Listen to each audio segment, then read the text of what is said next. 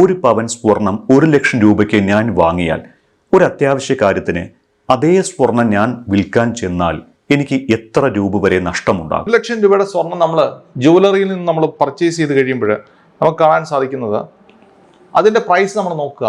1,00,000 രൂപ നമ്മൾ സ്വർണം 1,00,000 രൂപയുമായിട്ട് നമ്മൾ ജുവലറി പ്രവേശിക്കുന്ന ഒരാളെ സംബന്ധിച്ച് അവർക്ക് ഒരു 20% പണിക്കൂലിയോ അല്ലെങ്കിൽ അതിൻ്റെ കിഴിവോ അല്ലെങ്കിൽ തേയ്മാനമോ നമ്മൾ പരിഗണിക്കാം.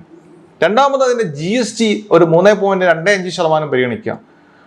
അങ്ങനെ നമ്മൾ പരിഗണിച്ച് നമ്മൾ പുറത്തേക്ക് ഇറങ്ങുമ്പോൾ നമ്മുടെ കയ്യിലുള്ള ആസറ്റ് അല്ലെങ്കിൽ 1,00,000 രൂപ കൊടുത്ത് വാങ്ങിയ യഥാർത്ഥ ഗോൾഡിൻ്റെ വാല്യൂ അല്ലെങ്കിൽ ഗോൾഡിൻ്റെ തൂക്കം എന്ന് പറയുന്നത് 76,750 രൂപയുടെ ഗോൾഡായിരിക്കും നമ്മുടെ കയ്യിൽ ഉണ്ടാകുന്നത്. 76,750. ആ 76,750 ആയിരിക്കും നമ്മുടെ ഇൻവെസ്റ്റ്മെന്റ് വാല്യൂ എന്ന് പറയുന്നത്. നമ്മൾ തിരിച്ചു കൊടുക്കുമ്പോൾ GST കിട്ടില്ല.